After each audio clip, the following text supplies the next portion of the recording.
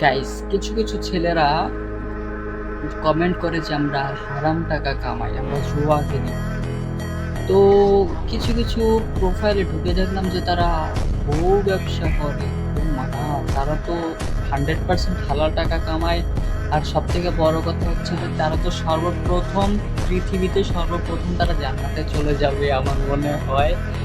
কারণ তারা 100% হালাল টাকা কামায়। আর এখনকার অধিকাংশ ছেলেরাই এখনকার অধিকাংশ ছেলেরাই দেখবা যে রিলেশন করে এই কারণেই যে ফেসবুকে বউকে দেখিয়ে ফেসবুকে ইউটিউবে ভিডিও ছাড়বো, অল্প সময়ে লাখ লাখ টাকা ইনকাম করবো। হালাল টাকা, এটা কিন্তু 100% হালাল টাকা, এটা কিন্তু হারাম টাকা নয়। হারাম টাকা খালি কামাই আমরা ট্রেডাররা, বুঝতে পারছো? আমরা ট্রেডাররা খালি হারাম টাকা কামাই আর জুয়া খেলি।